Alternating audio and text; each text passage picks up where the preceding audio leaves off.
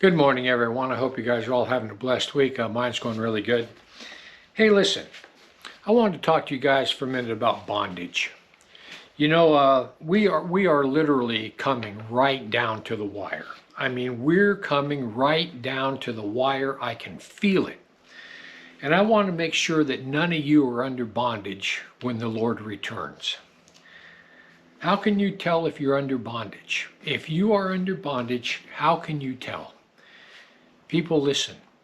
If your joy and your peace is gone, you're under bondage. If you're sitting there living without peace and joy in your heart, then chances are you're under bondage.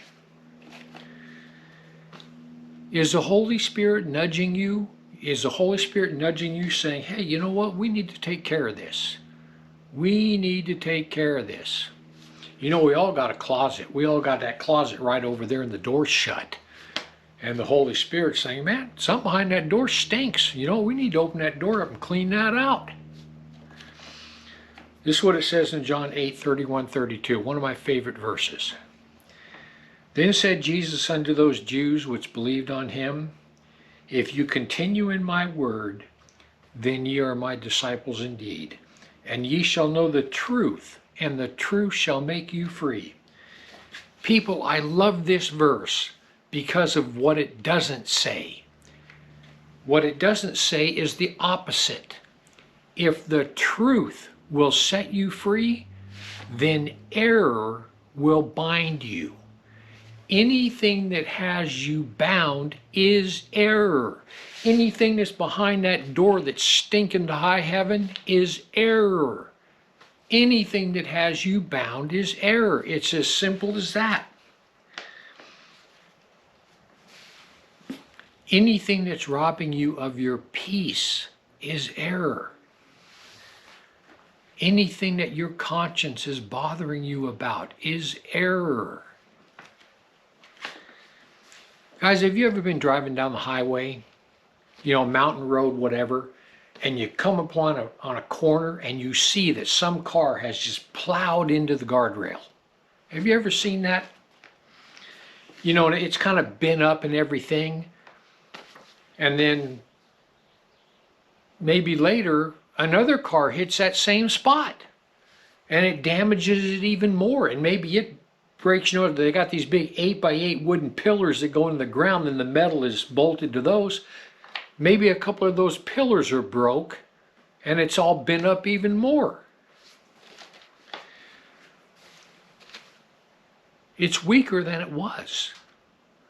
Well, then all of a sudden a third car comes along, hits in that same spot, and it won't hold. And that guy goes right off down into the ravine.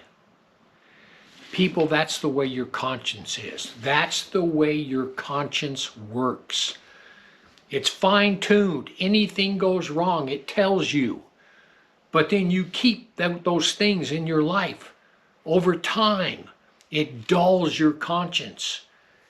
And then over more time, pretty soon it doesn't even bother you anymore. That's when that guardrail is completely unsafe. It's not going to do what it's designed to do. People, listen. Are you at total peace right now? Are you at total peace? In other words, right now, this very second, if the Lord was to return, are you going to turn around and put both your hands up with a smile on your face and you're ready? You're ready. Lord, come right now. I am ready. Or are you thinking, man, I hope I'm not doing this when the Lord returns. Man, I hope I'm not over there when the Lord returns. I hope I'm not in that place. People, listen, I want you to have total confidence when the Lord returns. I don't want you to be in bondage with anything. People, listen. Anything that's in your life that has you bound, anything that has you bound, get rid of it. Get rid of it. When the Lord returns, I want you to have full confidence. I want you to be able to say, Lord, you can come right now. I'm ready. This is what Jesus tells us in Matthew 11:28-30. He says, "Come unto me, all ye that labor and are heavy laden, and I will give you rest.